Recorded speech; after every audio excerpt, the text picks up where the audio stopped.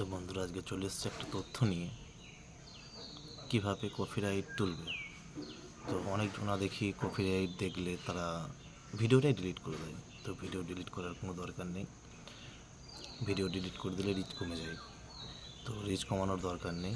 ভিডিওটা তোমরা পুরোপুরি দেখো লাস্ট পর্যন্ত, কীভাবে কপিরাইটটা তুলে নেওয়া যায়। তো তোমরা দেখতে যাও যে আমি কীভাবে কপিরাইটটা তুলি। তো আমরা প্রথমে চলে যাব ফেসবুকে। তো ফেসবুকে গিয়ে এখানে 3 লাইন আছে, 3 লাইনে ক্লিক করবে। তো এখানে হেল্প অ্যান্ড সাপোর্ট, তো হেল্প অ্যান্ড সাপোর্টে ক্লিক করবে। এখানে সাপোর্ট ইনবক্স, তো সাপোর্ট ইনবক্সে ক্লিক করবে। তো তারপর এখানে দুটো অপশান আছে, নিচের অপশান ইওর অ্যালার্টস, তো এখানে ক্লিক করে দেবো। দেখো এখানে দুটো অপশান আছে, দুটো এখানে কপিরাইট হয়ে আছে। তবে নিচেরটা ঠিক করেছি, তো উপরেরটা আমার বাকি আছে।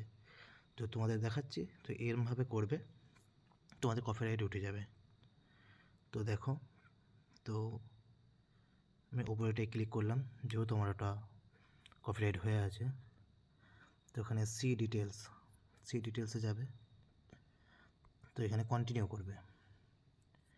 তো কন্টিনিউ করার পর ফির আবার কন্টিনিউ করবে, এখানে আবার কন্টিনিউ আসবে। তো এখানে দেখো 3টে অপশান দিচ্ছে। তো অ্যাকসেপ্ট চেঞ্জ যে লেখাটা আছে, তো ওইটা টিপবে, ওরা টিপে কন্টিনিউ করে দেবে। তো তারপর অ্যাকসেপ্ট করে দেবে,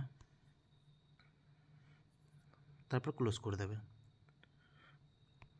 তো এইভাবে কপিরাইট তুলে নেবে।